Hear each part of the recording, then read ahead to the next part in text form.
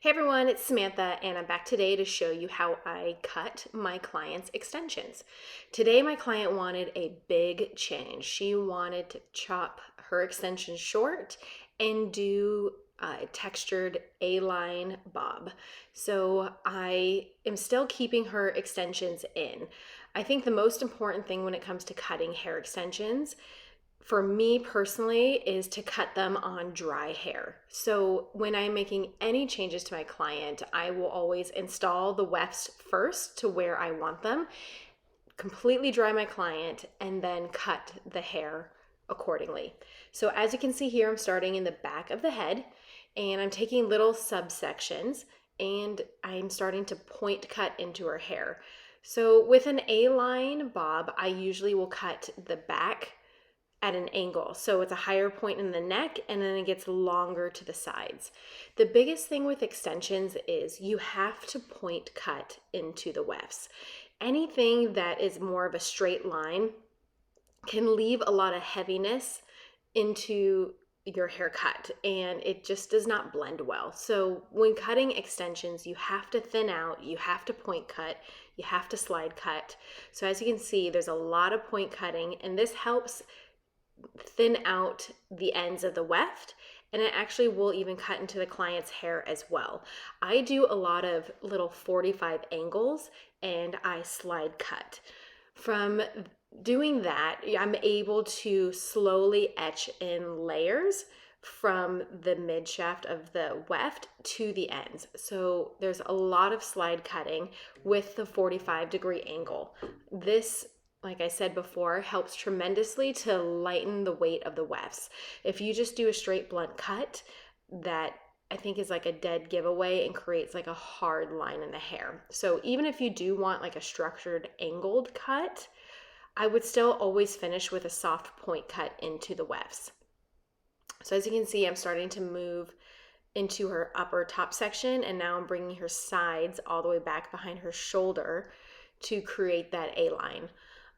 My client for sure wanted something shorter in the back, longer in the front, but didn't want anything too long, or I should say too short to where she can't pull it back in a ponytail. So now moving to my right side and continuing to slide cut down into the wefts. The biggest thing with extensions is you want them to mimic realistic hair. So hair is very textured, it looks very natural, has a lot of movement. Anything that's too blunt or heavy with extensions, I feel can be a dead giveaway. So I am a big advocate into point cutting and thinning out the wefts to give movement.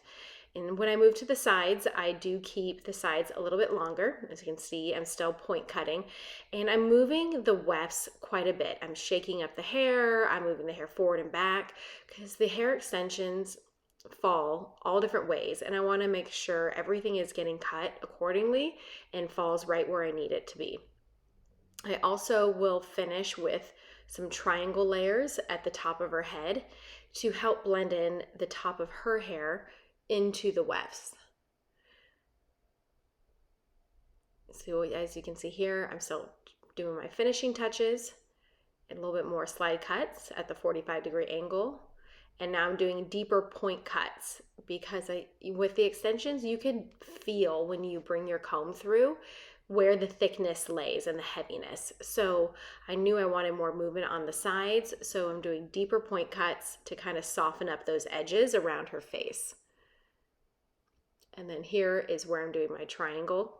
I'm bringing up her natural hair that is above the extensions and I'm doing triangle layers at the top to help transition her hair into the extensions. And the triangle layers are cut from short to long.